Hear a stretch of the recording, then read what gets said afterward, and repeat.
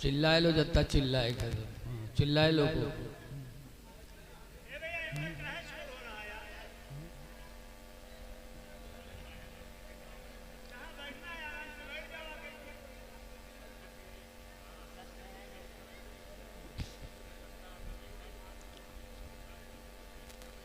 भीने सुहान सुबह में ठंडक जिगर की है। आला हजरत इमाम अहले सुन्नत रज़ी अल्लाह अन्हु की नात शरीफ पढ़िए, थोड़ा खामोशी इख्तियार करिए तो कुछ कहा जाए। भीने सुहान सुबह में ठंडक जिगर की है,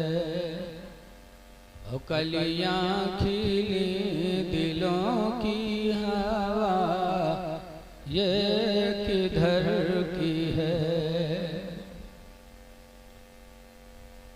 अल्लाहु अकबर अपने कदम और ये खाके पाक। मदीना मुनव्वरा की सरजमीन का मर्तबा कितना बुलंद है, आला हजरत फरमाते हैं अल्लाहु अकबर अपने कदम और ये खाके पाक।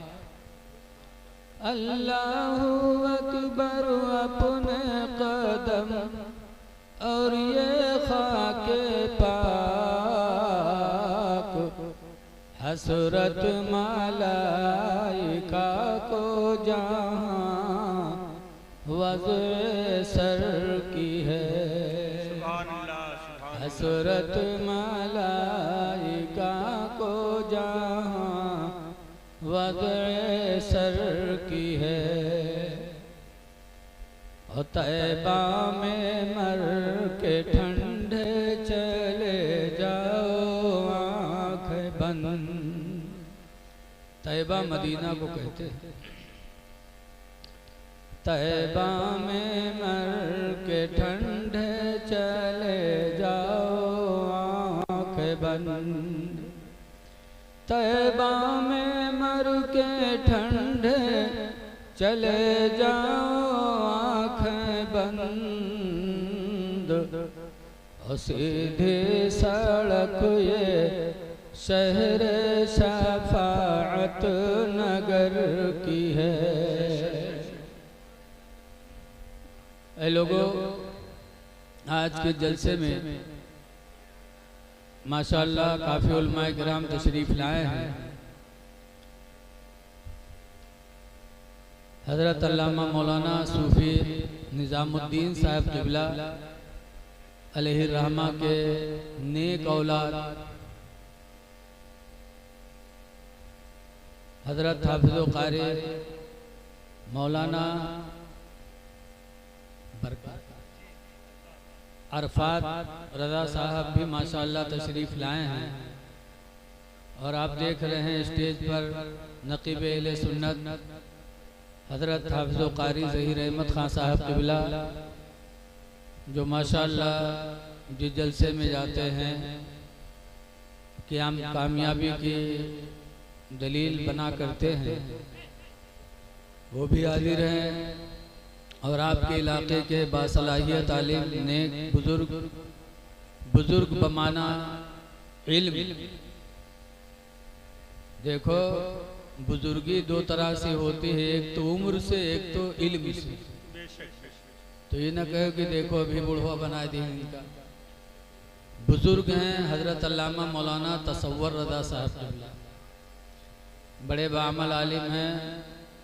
और आज हम लोगों को बुलाने वाले फ़ोन करके हज़रत अल्लामा मौलाना मोहम्मद अली साहब प्रिंसिपल मदरसा इरशादुल उलूम शहमसा शरीफ के साहिबजादे हज़रत अल्लामा मौलाना अहमद अली अमजदी साहब हैं, जिन्होंने इरशाद भाई के कहने पर हम लोगों को फ़ोन किया और हम लोग हाजिर हुए। आज शायद उनके घर में छठी है इरशाद के यहाँ, हमें पता भी छठी अकीका सब। आज लड़के पैदा होते हैं तो बड़ी खुशहाली होती है, छठी भी हुई है, अकीका भी हुई है, और बिटिया पैदा हुई तो कोई जाने न पाए। मुँह चार कोने का अगर कोई पूछ ली का आवा घरे हो हाँ कह के रह जाइए, बिटिया के नामों तक न ले। जबकि बच्चियां औलाद से ज्यादा बच्चियां मोहब्बत करती हैं। रसूलुल्लाह सल्लल्लाहु अलैहि वसल्लम की बेटी हजरत फातिमा ज़हरा रदियल्लाहु ताला अन्हा है। गरीबी के दिन आए और ऐसी गरीबी आई कि हजरत फातिमा के घर 3 दिन तक चूल्हा नहीं जला। चौथे दिन हजरत अली शेर खुदा थोड़ा सा जौ लेके आए। इको बंद हो गया भैया, इको बंद कर दिया। थोड़ा सा जौ लेकर आए। हजरत फातिमा ज़हरा रदियल्लाहु ताला अन्हा ने उसे चक्की में पीसा, फिर रोटी बनाई। तो इतना थोड़ा था कि एक रोटी सिर्फ बन के तैयार हुई। और खाने वाले हजरत अली हैं, हजरत फातिमा हैं, हसन हुसैन हैं, ज़ैनब हैं, कई लोग, एक रोटी। लेकिन जब हजरत फातिमा खाने के लिए बैठी तो उन्हें अपने अब्बा की याद आई कि मैं तो 3 दिन के बाद खाने जा रही हूँ, मेरे अब्बा ने खाया कि नहीं खाया। तो उसी में से एक टुकड़ा निकाला और अपने बाप की बारगाह में हाजिर हुए। अल्लाह के नबी फरमाते, फातिमा रोटी का टुकड़ा लाई हो?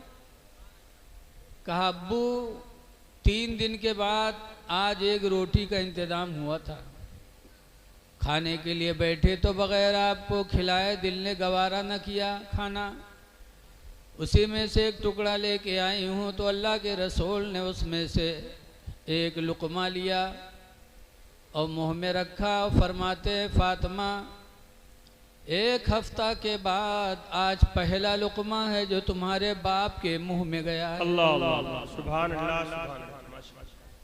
यह अहले बैत की ज़िंदगी थी। क्या सब्र था अहले बैत में, कितनी गरीबी थी।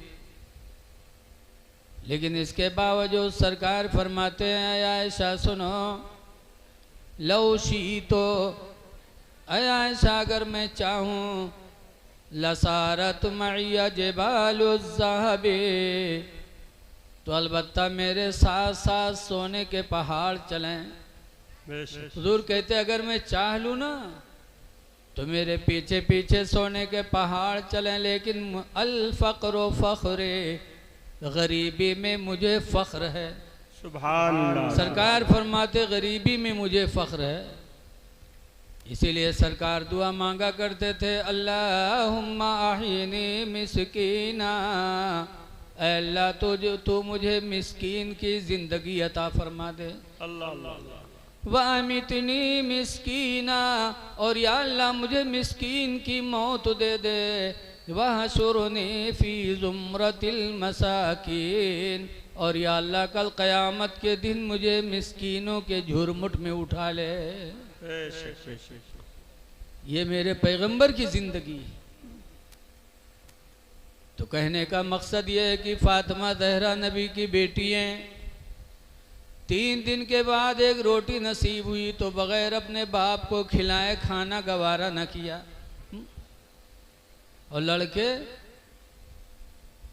जहाँ किस्मत जहाँ आई भले के अलग हो गया।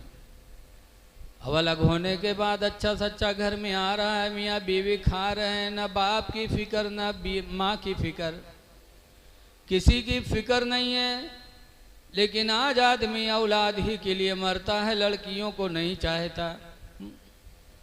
लेकिन ये लोगों, ये लड़के और ये बीवियां क्या हैं जिनका धूम से अकीका छठी होती है?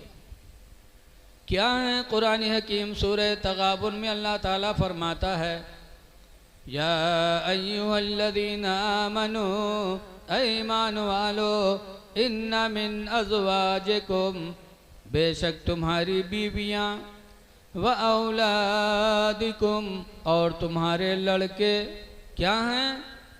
कुरान कहता है अदुव्वल लकुम, ये दोनों तुम्हारे दुश्मन हैं।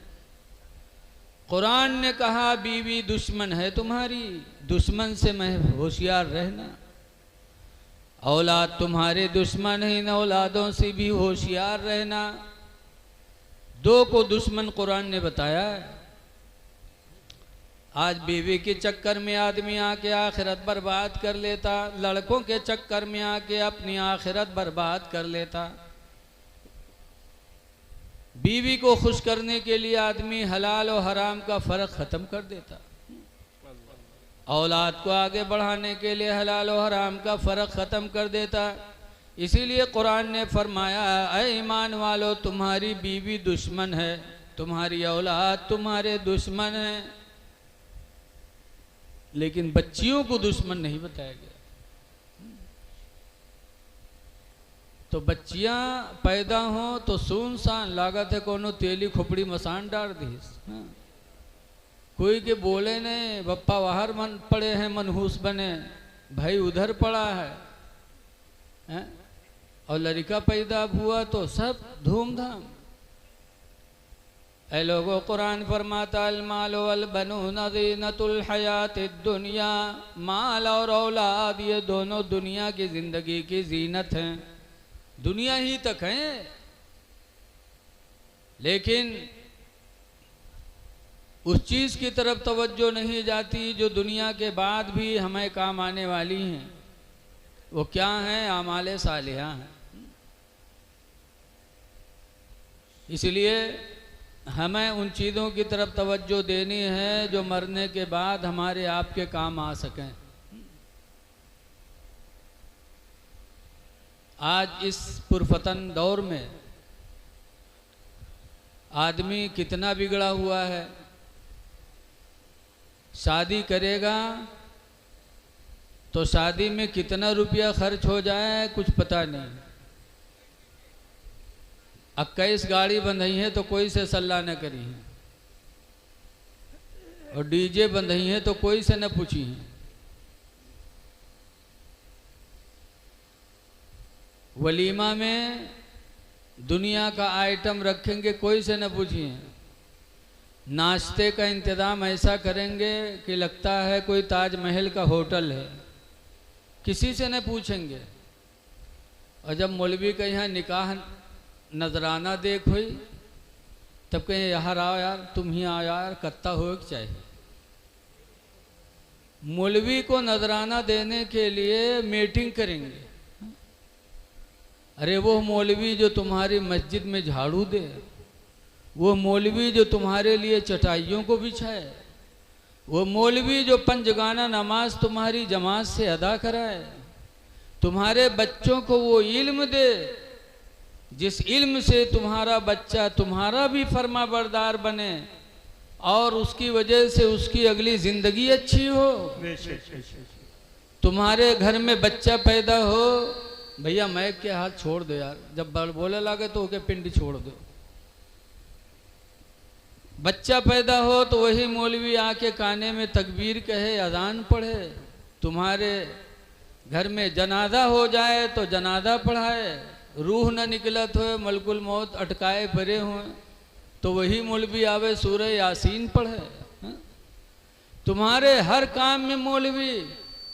और जब औलाद की शादी किया, निकाह का वक्त आया तो 2-2,500 रुपया देने के लिए पंचायत कर रहे हो, इधर आओ कितना होना चाहिए, उधर आओ कितना होना चाहिए। अरे बेहिस बेगैरत, कम से कम ये सोचता कि जब 21 गाड़ी बंधाया था तब हमने किसी से नहीं पूछा है?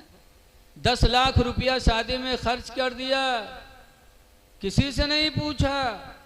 और वो गरीब मौलवी जिसकी खिदमत कर दो, खुश हो जाए तो अल्लाह और रसूल भी तुमसे राजी हो जाए, उसको देने के लिए पंचायत कर रहे हो, मशवरा कर रहे हो। ऐसे मौके पर होना चाहिए। अगर मौलवी साहब 2500 बताएं तो कह दो नहीं, मुझे 3000 ले लीजिए, आप और लीजिए, उससे बढ़ा के दीजिए, ताकि गरीब मौलवी का दिल खुश होगा तो अल्लाह रसूल खुश होंगे। हुजूर से पूछा गया कि अल्लाह के रसूल, क़यामत के दिन अल्लाह के नज़दीक सबसे अच्छा इंसान कौन होगा? सबसे महबूब अल्लाह के नज़दीक कौन बंदा होगा? तो हुज़ूर ने फरमाया दुनिया में जो किसी के दिल को खुश कर देगा, अल्लाह क़यामत के दिन उसको सबसे महबूब बनाएगा। तो अपने इमाम को खुश करोगे तो अल्लाह कितना खुश होगा है? लेकिन आजकल कहीं मौलाना साहब तनी कोनो इमाम दियो बढ़िया हो, को बेहतरीन पढ़ा तो बेहतरीन तकरीर करा तो और बच्चन पढ़ावे होते हैं देखो बढ़िया लागे। आजकल तो करिया इमाम का नहीं चाहते हैं लोग। हाँ? बड़े अफसोस की बात है, 2 साल हुआ नारे तकबीर, नारे तकबीर, नारे रिसालत, उलमाए अहले सुन्नत हज़रत अल्लामा मौलाना मोहम्मद अली साहब क़िबला, नारे तकबीर, नारे रिसालत। देखिए हजरत तशरीफ़ ले आए, माशाअल्लाह अब स्टेज की रौनक और बढ़ गई। जब कोई भारी भरकम आलिम दीन स्टेज पर आते हैं, और ये दोनों एतबार से भारी भरकम है, इल्म और अमल के एतबार से भी हैं और जिस एतबार से भारी भरकम है आप भी देख रहे हैं माशाअल्लाह। अल्लाह ताला सही सलामत रखे, आमीन आमीन। तो सब वस्फ लगा दे हैं ऐसा इमाम चाहिए। तनख्वाह का दे हो कहीं 7,000 रुपया तक हुई जी, बताओ 7,000 तक। एक ऐसे कोई बड़े मौलाना रहा, उनके पास एक आदमी कहिस मस्जिद के मुतवल्ली के एक इमाम दे दो ऐसा ऐसा हो, कहीं तनख्वाह कहीं 7,000। तो मौलाना साहब बहुत बड़े आदमी थे, उन्होंने कहा ठीक है ऐसा है, तुम 7,000 रुपया हमसे ले लो और सिर्फ तुम मेरे यहाँ आओ, 5 वक्त मेरे पीछे नमाज पढ़ो और 7,000 रुपया महीना हम तुमको देंगे, खाना भी देंगे खर्चा भी देंगे। सिर्फ 5 वक्त मेरे पीछे तुम सिर्फ नमाज पढ़ो। कहने रे हजरत अत्ता कहाँ मौका है, अब बताओ है? जब तुम बैठे बैठाए 7,000 रुपया पा रहे हो तो तुमको मौका नहीं, और एक इमाम को बुलाओ दुनिया भर काम लो उसके बाद 7,000। आज मुसलमान इसीलिए नीचे जा रहा है कि मुसलमान ने अपने इमाम की कद्र करना छोड़ दिया, अपने इमाम को नौकर समझा। अफसोस है कि जहाँ 100-150 घरों की आबादी हो वहाँ एक इमाम, और बीवी बीमार हो जाए तो इमाम लोगों से कर्जा मांगे, लड़का बीमार हो तो इमाम कर्जा मांगे कि मेरे बच्चे की तबीयत खराब है, सदर साहब 500 रुपया दे दो। कितनी अफसोस की बात है। इसलिए लोगों अपने इमामों की कद्र करो, एक दूसरे का दिल खुश करने की कोशिश करो।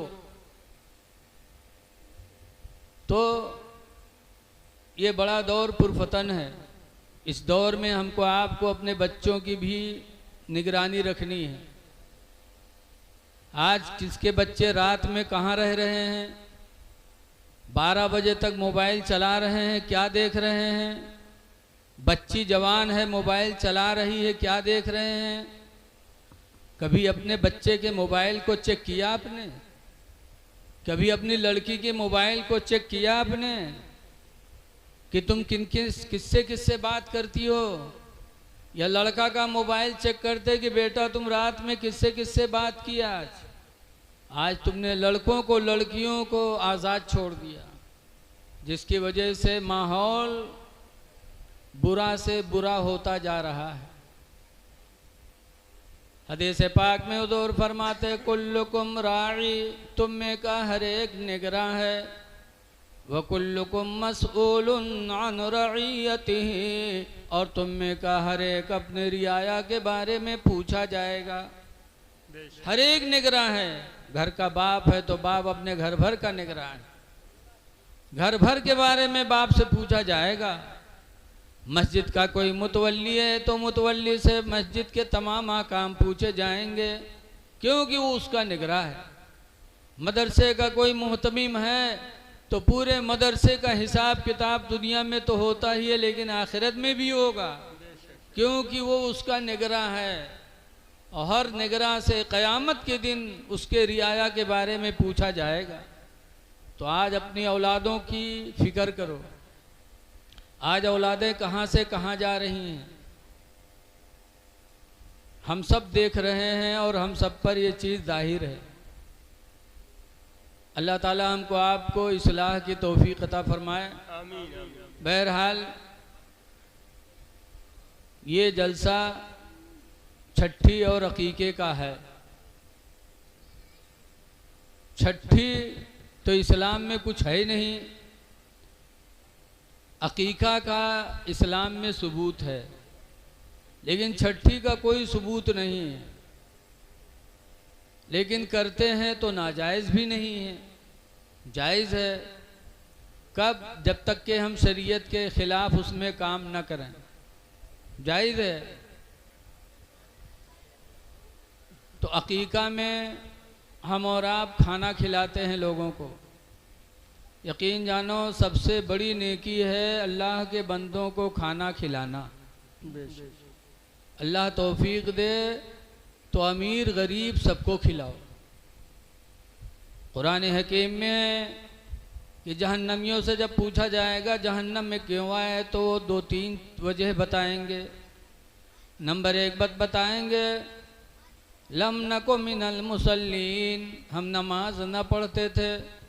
वलम नको नुतइमुल मिस्कीन, और हम गरीबों को खाना नहीं खिलाते थे। गरीबों को खाना नहीं खिलाते थे और नमाज नहीं पढ़ते थे, जिसकी बुनियाद पर हम जहन्नम में आए। अहले बैत का महीना आ रहा है। देखो, अहले बैत सैयदों को कहते हैं।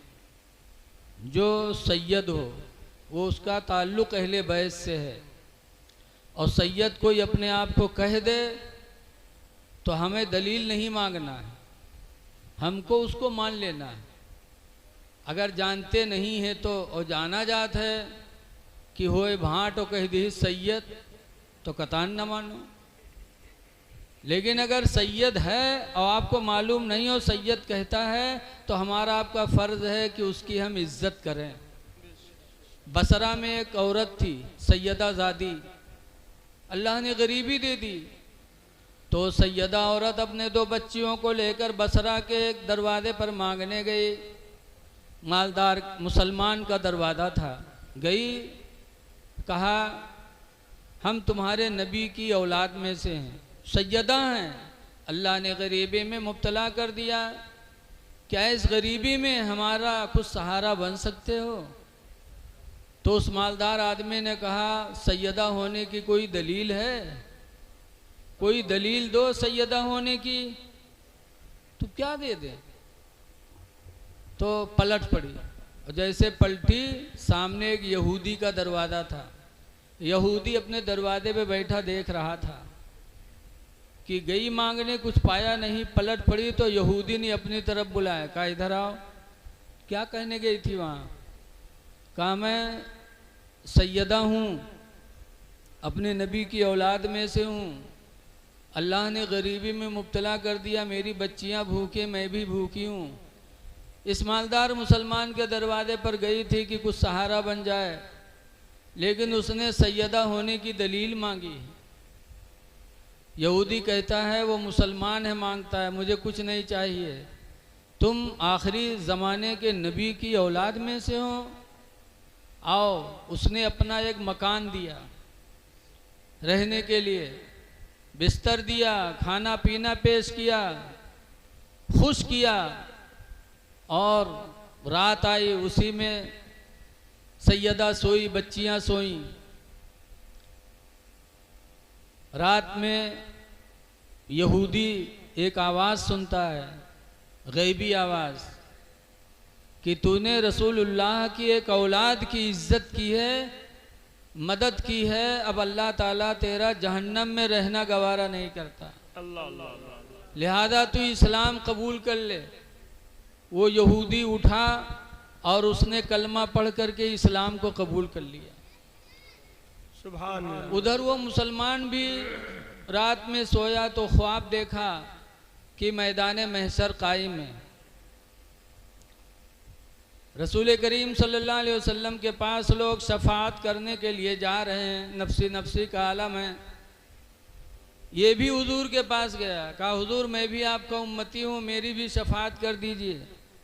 तो सरकार ने फरमाया मेरे उम्मती हो, कोई दलील लाओ, कोई दलील है मेरे उम्मती होने की, दलील पेश करो। सरकार ने गुस्से से फरमाया, तो उसी घबराहट में उसकी आंख खुल गई। आंख खुली तो दिल की दुनिया बदल गई। उठा और उस सैयदा को तलाश करने लगा। सरकार ने बता दिया कि तुम दलील दो, मेरी सैयदा एक औलाद मेरी तुम्हारे दरवाजे पर आई थी मदद के लिए, तो तुम दलील मांग रहे थे, तुम भी दलील दो मेरे उम्मती होने की। तो जब ख्वाब से उठा,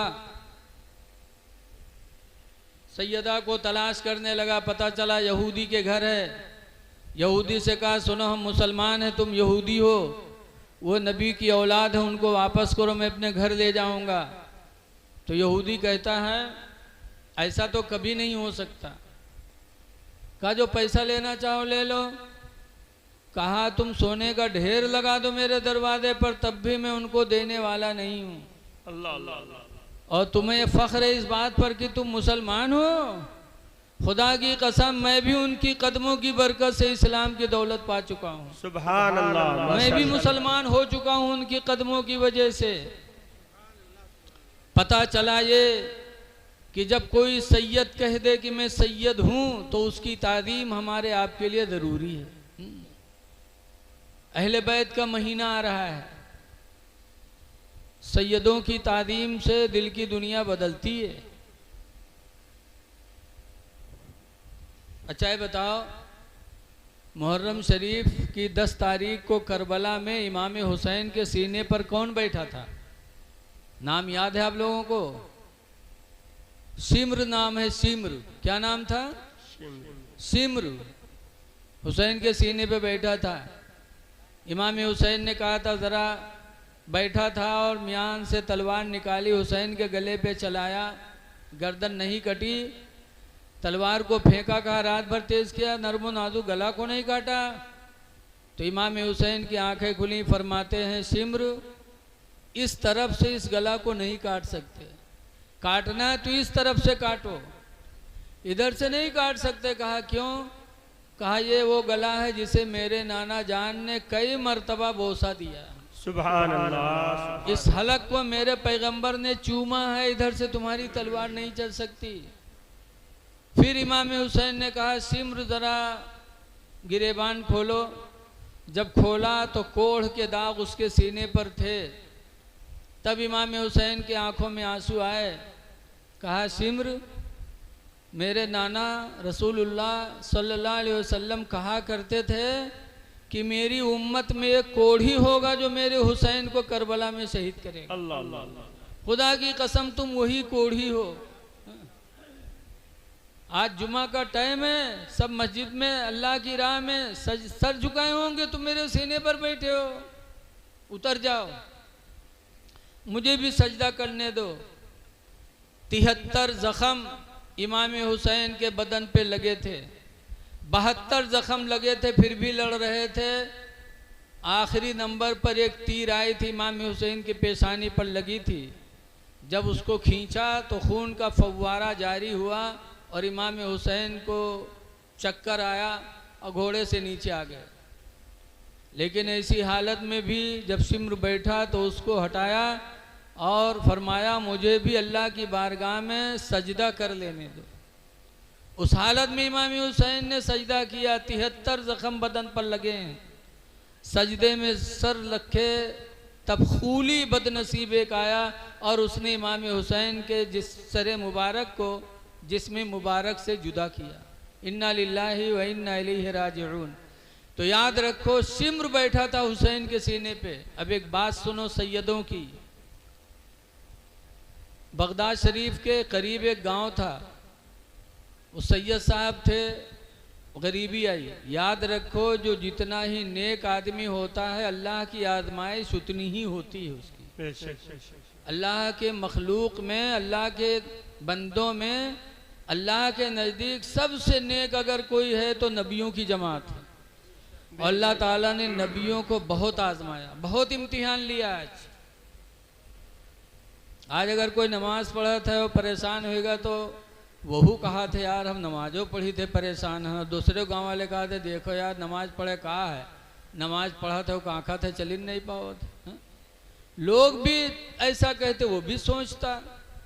लेकिन यकीन जानो नबियों को अल्लाह ताला ने बड़ी आजमाइश में लिया है, बहुत आजमाइश में लिया अल्लाह ताला ने। नारे तकबीर, नारे रिसालत, नारे रिसालत। शायरे मुल्के हिंदुस्तान भाई मोहम्मद अली फैजी, नारे तकबीर, नारे रिसालत। सुभान अल्लाह।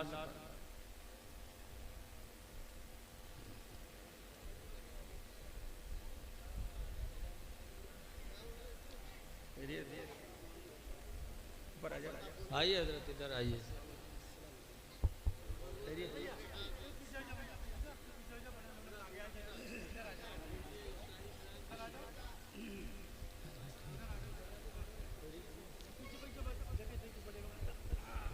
देखिए जिसके इंतज़ार में आप सब लोग आए हैं, इन आए हुए थे हम मिल लोग हुए तो गिने चुने हैं 20-25 आदमी मिलती, लेकिन आज जो मजमा है ये हजरत ही के नाम पर है। और ये नौजवान ज़्यादातर दीवाने हैं। अब आप लोग थोड़ी देर मेरी गुफ्तगू सुनो, उसके बाद अगला प्रोग्राम। मैं कह रहा हूँ कि अल्लाह ताला ने अपने बंदों में सबसे ज़्यादा आजमाइश में मुब्तला किसको किया? नबियों को किया, क्योंकि नबी अल्लाह के नज़दीक सबसे पसंदीदा भी थे। जैसे कि हज़रत ज़करिया अलैहिस्सलाम, उनके ज़माने में एक बादशाह था तो अपनी साली पर आशिक हो गया। आजकल बहुत से लोग हैं कि मेहर वक्त छोड़ के साली पर फिदा हो लगा था, होते कि नहीं होते? और सास और लड़की के बाप महतारी इतने बड़े मनहूस कि बिटिया का पठाई हैं, और जब बिटिया के घरे बीमारी या कुछ परेशानी हुई तो पठे दे हैं दूसरी बिटिया कहीं है वहाँ, जबकि वो दुरुस्त नहीं है। और यही हाल होता है कि जब बच्चियों को भेज देते तो बीवी को छोड़कर उसकी बहन पर आदमी आशिक होता है, फिर दूसरी बहन की ज़िंदगी बर्बाद हो जाती है। और एक जगह नहीं, हम तो लोग मदरसे में बैठते हैं, आए दिन ये शिकायतें आती रहती हैं। तो वो बादशाह अपनी साली पर आशिक हो गया, उसको भी निकाह में रखना चाहा। हज़रत ज़करिया से मसला पूछा, हज़रत ज़करिया ने कहा ना, सगी दो बहनों का एक निकाह में रहना हराम है, नहीं हो सकती। बादशाह ने कहा ज़करिया मसला बदलो वरना तुम्हें कत्ल कर दिया जाएगा। ज़करिया ने फरमाया मैं कत्ल हो सकता हूँ लेकिन खुदा के फरमान में बदलाव नहीं हो सकता। तो बादशाह ने हज़रत ज़करिया को कत्ल करने के लिए आदमियों को भेजा। तो हज़रत ज़करिया ने जान बचाने के लिए वतन को छोड़ा, वतन छोड़ा, लेकिन कत्ल करने वाले हज़रत ज़करिया का पीछा कर लिए। हज़रत ज़करिया आगे आगे, कत्ल करने वाले पीछे पीछे, यहाँ तक कि एक पेड़ खोखला नज़र आया। हज़रत ज़करिया उसी में जान बचाने के लिए छुप गए। जब उसमें गए तो पेड़ बहुक्म इलाही मिल गया, अंदर ज़करिया पेड़ मिल गया। अब वो कत्ल करने वाले वहाँ पहुँचे तो कहते हैं अरे यहाँ तक तो ज़करिया को देखा, उसके बाल लापता हो गया, किधर चला गया? नाउम्मीद होकर के वो लोग पलटे। जब पलटे तो शैतान इंसान की शक्ल में पहुंचा, कहा यहाँ हम बताए थे कहाँ, यहाँ गया तो हज़रत ज़करिया उसमें छुपे थे तो उनकी चादर का एक कोना हल्का सा बाहर रह गया था। शैतान ने कहा देखो ये उनकी चादर का कोना इसी के अंदर है। तब लोगों ने कहा आप कैसे किया जाए? कहाँ आरा लाओ, आरा मंगवाया, फिर पेड़ चीरा गया, जब पेड़ चीरा गया हजरत ज़करिया के सर पर आराम पहुंचा तो अल्लाह ने फरमाया ज़करिया उफ न करना वरना सब्र करने वालों के नाम से तुम्हारा नाम ख़त्म हो जाएगा। हजरत ज़करिया ने उफ भी नहीं कहा, आरा चला और हजरत ज़करिया के जिस्म के 2 हिस्से कट गए। पता चला कि अल्लाह ताला ने अपने नेक बंदों का इम्तिहान खूब लिया है। इम्तिहान अल्लाह खूब लेता है। तो वो सैयद थे बगदाद के करीब, गरीबी में मुब्तला हो गए। मजदूरी के लिए जाते तो कोई मजदूरी के लिए नहीं रखता, कहता सैयद है काम कराऊंगा गुनाह पड़ेगा, और ऐसे भी कोई नहीं देता। ज़कात फितरा भी नहीं मांग सकता सैयद, इसलिए कि सैयद के लिए ज़कात फितरा सब हराम है। तो बेचारे वतन छोड़े सैयद साहब, सोचा ला बगदाद चले जाएं, यहाँ तो सब लोग हमें जानते हैं लेकिन बगदाद में तो कोई नहीं जानता कि ये सैयद हैं कि पठान हैं, वहाँ जाऊँगा तो मजदूरी मिलेगी। गए, शहर के चौराहे पे खड़े हुए, सुबह बगदाद वाले गए मजदूर बुलाने, तो सबको बुलाया लेकिन सैयद साहब को किसी ने नहीं बुलाया।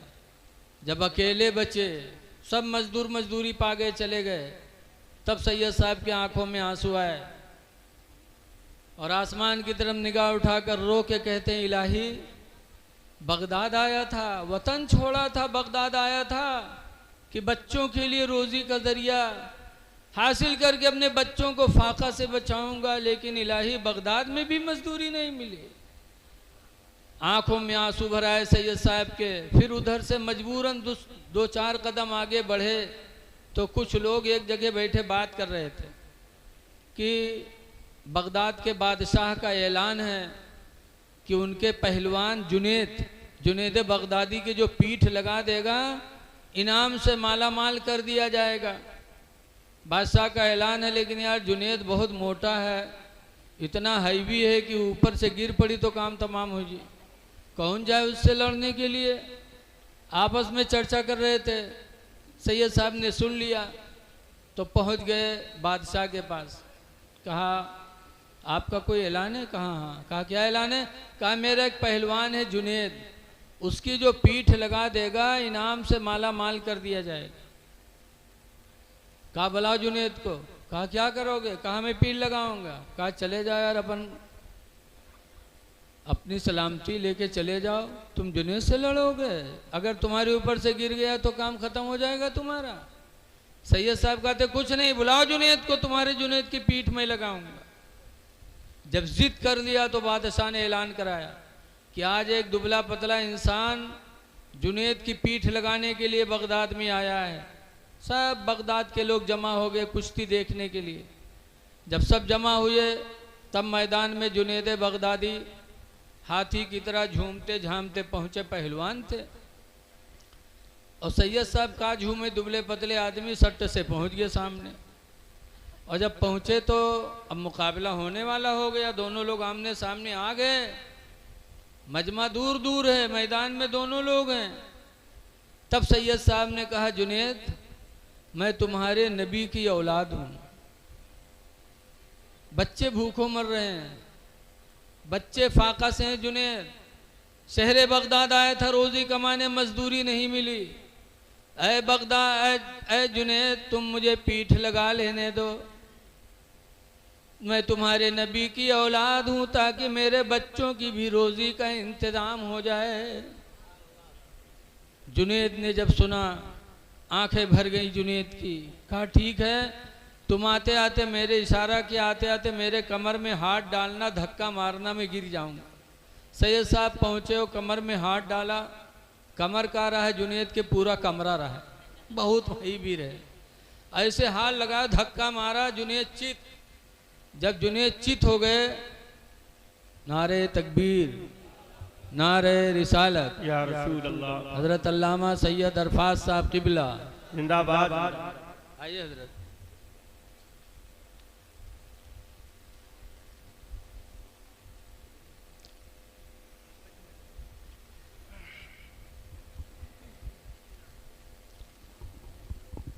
सैयद साहब ने हाथ लगा के जो धक्का मारा, जुनेद बगदादी चित हो गए। कोहराम बर्पा हो गया। अरे एक दुबले आदमी ने आके जुनेद की पीठ लगा दिया। तो बादशाह बगदाद ने कहा, इधर आ जा भैया, इधर हाथ बात मारा तो तुम्हारी तरफ तवज्जो जा रही है सबकी।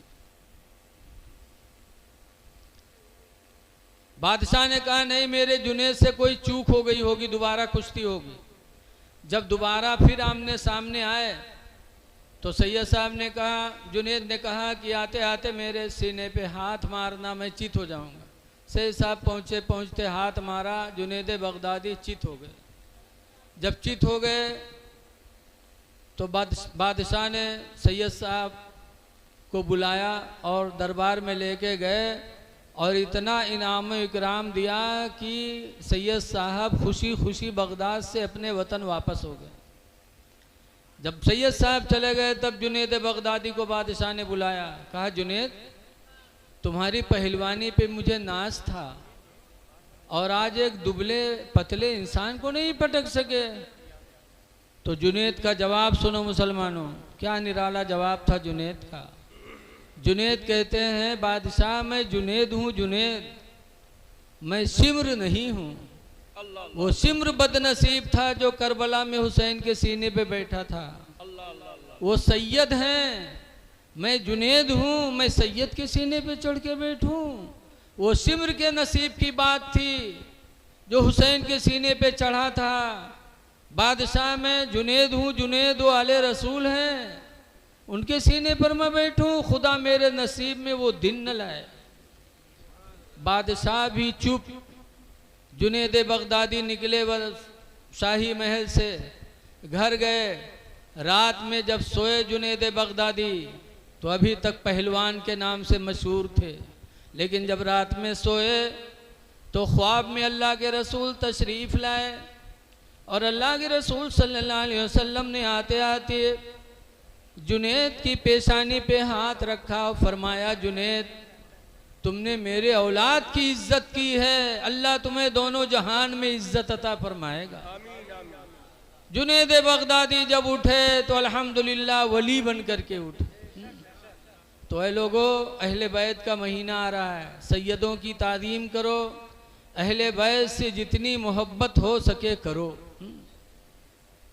4 इमाम हैं हमारे, इमाम आज़म, इमाम मालिक, इमाम शाफ़ई, इमाम अहमद बिन हम्बल। सब सुन्नी थे, वहाबी कोई नहीं था। वहाबी तो अब पैदा हुए। चारों सुन्नी थे। इमाम अहमद बिन हम्बल का बयान सुनो, फरमाते, हुब्बिबा इलैया मिनद दुनिया सलास, दुनिया की 3 चीज़ें मुझे बड़ी प्यारी हैं। नंबर 1 पर फरमाते हैं, मुजावरत रौज़ती रसूलिल्लाह सल्लल्लाहु अलैहि वसल्लम, हुजूर के रोज़े की मुजाविरी मुझे पसंद है। इतने बड़े इमाम, मुजाविर झाड़ू देने वाले को, दरगाह साफ करने वाले को कहते हैं, मुजाविर रौज़ती रसूलिल्लाह सल्लल्लाहु अलैहि वसल्लम, रसूलुल्लाह सल्लल्लाहु अलैहि वसल्लम के रोज़े का मुजाविर हो जाऊं। दूसरे नंबर पर फरमाते, व ताज़ीम अहले इतरतिही, और इमाम अहमद बिन हम्बल कहते हैं, दुनिया की दूसरे नंबर पर मुझे अहले बैत की ताज़ीम मुझे बहुत पसंद है। अहले बैत की ताज़ीम करूं ये मुझे पसंद है। और तीसरे नंबर पर फरमाया, वह मुलाज़िमत तुरबती रसूलिल्लाह, और रसूलुल्लाह के कब्र अनवर की नौकरी मुझे मिल जाए, मुझे बहुत पसंद है। पता चला कि अहले बैत से मोहब्बत रखना हमारे इमामों ने हमको सबक सिखाया है। इसलिए मुहर्रम शरीफ का महीना आ रहा है। ऐ लोगों, अपने इमाम से मोहब्बत करो और ये सोचो कि इमाम हुसैन 72-73 जख्म लग चुका था, चाहते तो उसी हालत में शहीद हो जाते, लेकिन इमाम हुसैन ने अपनी शहादत को कहाँ रखा? सजदे में रखा। सजदे में सर रखा, तब गर्दन कटी। सजदे में सर रखकर शहादत लेना इमाम का, गोया कि हमें दावत दे रहे हैं कि मेरे नाना जान के कलमा पढ़ने वालों, तुम मेरी तरह अपने सर को सजदे में कटा तो नहीं सकते हो, लेकिन कम से कम अपने सर को सजदे में झुका तो सकते हो। या हुसैन या अली का नारा लगाने वालों, ये झूठा नारा होगा अगर तुम्हारी नमाजें छुटी और या हुसैन कहते हो तो तुम पर झूठ का गुनाह पड़ेगा। ये दावा झूठा है। ये दावा जब भी सच्चा होगा जब हमें भी सजदों से प्यार करना पड़ेगा। सजदों से मोहब्बत करो और अहले बैत से सच्चा लगाव पैदा करो। आज मुहर्रम का चांद निकलते ही अल्हम्दुलिल्लाह चारों तरफ अहले बैत की महफिलें होने लगती हैं, लेकिन लोग नहीं जाते। जाया करो, शोहदा की महफिलों में हाजिरी दोगे तो इंशाअल्लाह हो सकता है कोई बात उनकी सुनो और अमल कर लो तो अल्लाह ताला हमारी तुम्हारी निजात का दरिया बना दे। एक बात और सुनो कि अगर अहले बैत से मोहब्बत है तो तुम्हें भी सखावत करना पड़ेगा, जैसे अहले बैत सखी थे। अहले बैत सखी थे।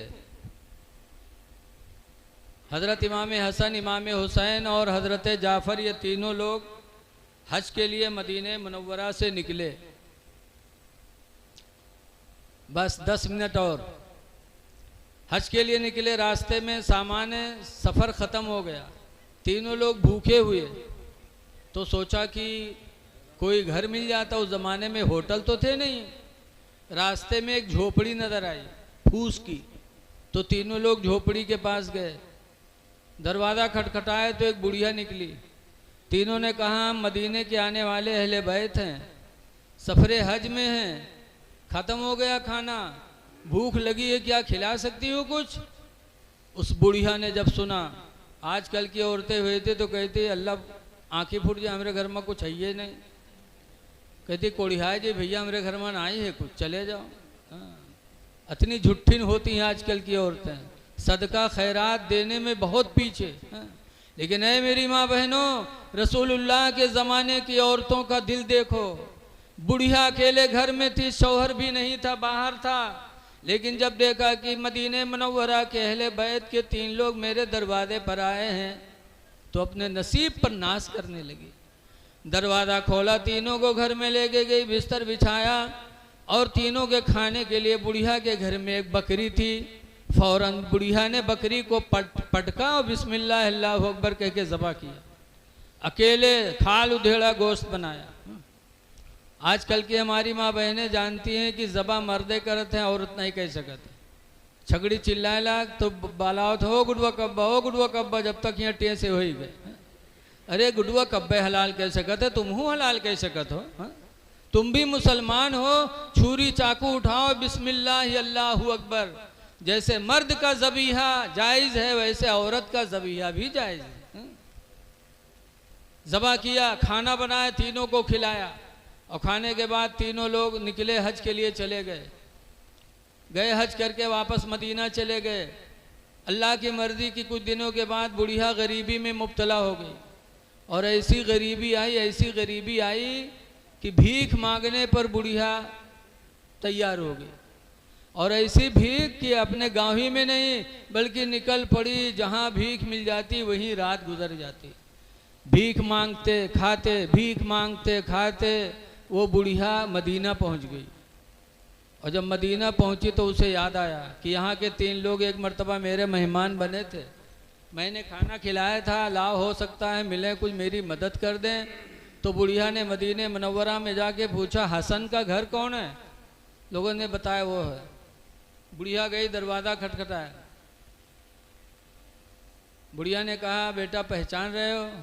सलाम अलाम हुआ, हम लोग हुए दिया सोबतिया खोद तो ध्यान आवत नहीं है, कहाँ रहा तो याद नहीं आवत है कुछ। हाँ। लेकिन इमाम हसन फौरन फरमाते हाँ बूढ़ी माँ तुम वही हो ना कि हज के दौरान तुमने हम लोगों के लिए बकरी ज़बह करके खाने का इंतज़ाम किया था? कहाँ बेटा वही हूँ। कहा मदीने मुनव्वरा में कैसे आना हुआ? कहा बेटा गरीबी ने इतनी घेरी कि भीख मांगते खाते जिंदगी गुजर रही है, इसी तरह तुम्हारे शहर मदीना में भी आ गई। क्या मेरी गरीबी में कुछ सहारा बन सकते हो? इमाम हसन फरमाते बैठो। बिठाया, इमाम हसन अंदर गए तो जैसे हमारे तुम्हारे यहाँ धान गेहूं की खेती होती है, ऐसे अरब में बकरियां की खेती होती थी। यानी बकरियां जोती नहीं जात रहा है, बकरियां ज़्यादा होती थी। जैसे धान गेहूं हमारे यहाँ होता है, ऐसे वहाँ बकरियां ज़्यादा होती थी। इमाम हसन अंदर गए और थोड़ी देर के बाद 1000 दिरहम चांदी का सिक्का थैला में भर के लाए और 1000 बकरियां लेके आए। कालो बूढ़ी माँ तुम्हारी खिदमत में हाजिर है। 1000 दिरहम और 1000 बकरियां। बुढ़िया खुश हो गई। फिर इमाम हसन फरमाते हैं, बूढ़ी माँ उस सफ़र में मेरे छोटे भाई हुसैन भी थे, चली जाओ उनके यहाँ, हो सकता है वो भी कुछ दे दें। तो बुढ़िया हुआ चली गए।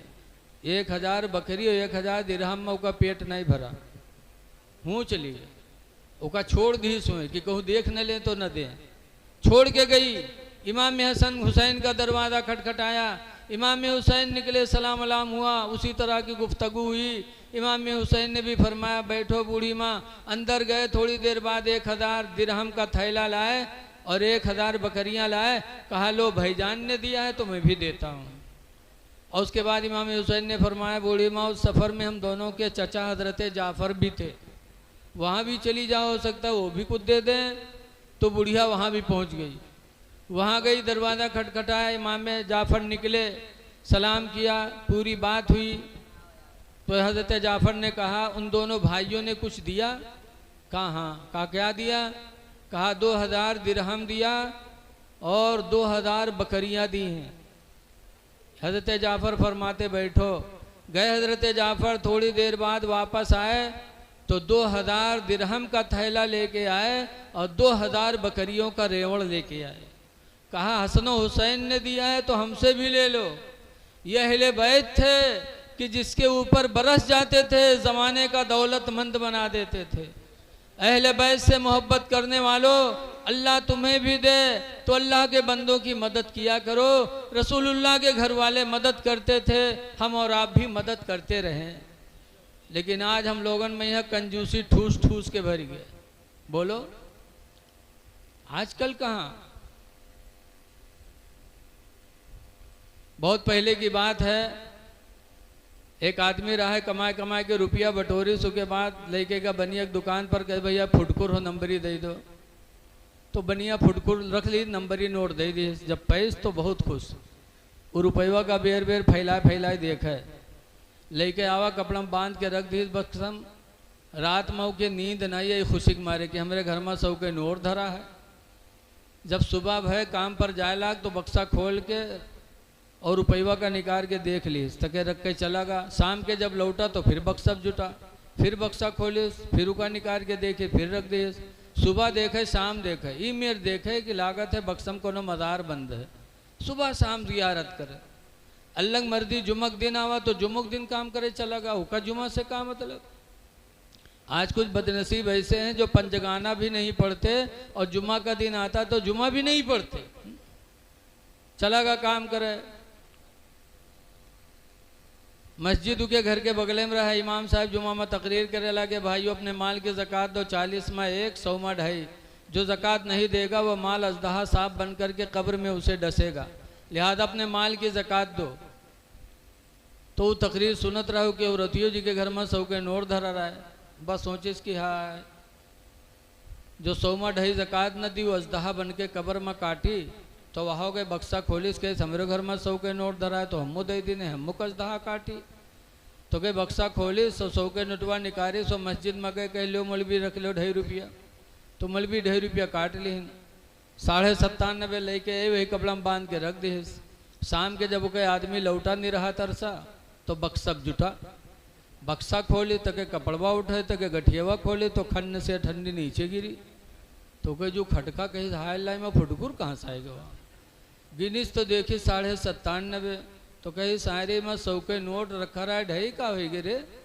कहने रे मौलवी तकरीर करता रहा जुमामा कि 40 में 1, 100 में 2.5 जो ज़कात न दी का अजदहा काटी तो 2.5 रुपया ज़कात दे हैं।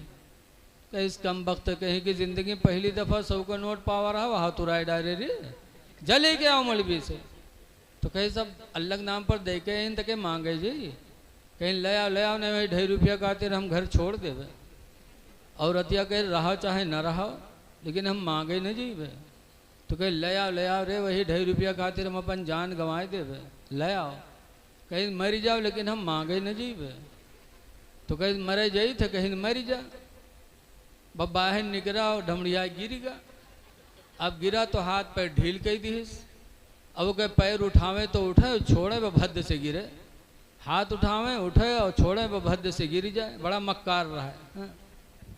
लोग जाने सही बात मरीगा तो कहे दफनावे की तैयारी होएला कबर खुद गए कफन आएगा अब नबुहावे लागे तो जहर बिल्टे वहरे बिल्टी जाए खूब बढ़िया साबुन लगाए मैं छोड़ा ही नू कैसा नहाए ली उसके बाद कफन में लपेटिन बहुत ढीठ रहे डरान नहीं तनको कफन में लपेटिन के बाद जनादा उठाइन कब्रस्तान लेके चले जब जनादा लेके चले तो ये जान लो मर्द की मक्कारी औरत जाने औरत के मक्कारी मर्द जाने जिंदगी भर साथे रहा दोनों एक दूसरे की जान जाते जब जनादा उठा लेके चले तब औरतिया सोचे इसकी हाय अल्लाह अभी तक तो नहीं मरा है लेकिन अब ही मर जाई जहाँ दबई है कब्र में तो मर जेबे करी बहुरतिया घबरान बभाग हुआ से दौड़ी कहे भाइयों अल्लाह वास्ते मेरे आदमी का जनाजा रख दो दूर हो जाओ आखिरी बार है जरा हम अपने आदमी से कुछ बात कह ली तो लोग रख दिन दूर हो गए जब दूर हो गए तो बहुरतिया गए